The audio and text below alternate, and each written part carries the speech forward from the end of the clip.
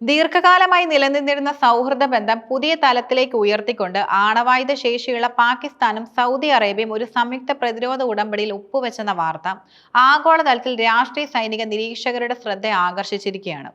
റിയാദിൽ വെച്ച് നടന്ന കൂടിക്കാഴ്ചയ്ക്ക് ശേഷം സൗദി കിരീടാവകാശി മുഹമ്മദ് ബിൻ സൽമാനും പാകിസ്ഥാൻ പ്രധാനമന്ത്രി ഷഹബാസ് ഷെരീഫും തമ്മിൽ നടന്ന ചർച്ചകൾക്ക് ശേഷമാണ് ഈ സുപ്രധാനമായ ഉടമ്പടിക്ക് രൂപം നൽകിയത്.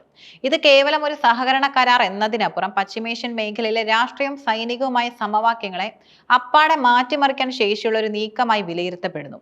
സൗദി പ്രസ് ഏജൻസി പുറത്തുവിട്ട സംയുക്ത പ്രസ്താവന പ്രകാരം ഈ കരാറിന്റെ ഏറ്റവും പ്രധാനപ്പെട്ട വ്യവസ്ഥ ഒരു രാജ്യത്തിന് നേരെയുണ്ടാകുന്ന ഏതൊരു ആക്രമണവും ഇരു രാജ്യങ്ങൾക്കും നേരെയുള്ള ആക്രമണമായി കണക്കാക്കുമെന്നാണ്. ഇത് നാറ്റോ പോലുള്ള പ്രതിരോധ സഖ്യങ്ങളിൽ കാണുന്ന ഒരു പ്രധാന തത്വമാണ്. പരമ്പരാഗതമായ സൈനിക സഹകരണത്തിൽ നിന്ന് വ്യത്യസ്തമായി ഈ ഉടമ്പടി ഇരു രാജ്യങ്ങളുടെയും സുരക്ഷ പരസ്പരം ബന്ധിപ്പിക്കുന്നു. ഇരു രാജ്യങ്ങളുടെയും സുരക്ഷ വർദ്ധിപ്പിക്കുക, സംയുക്ത പ്രതിരോധ ശേഷി ശക്തിപ്പെടുത്തുക, മേഖലയിലെ സമാധാനം നിലനിർത്തുക എന്നിവയാണ് ഈ കരാറിന്റെ പ്രധാന ലക്ഷ്യങ്ങൾ.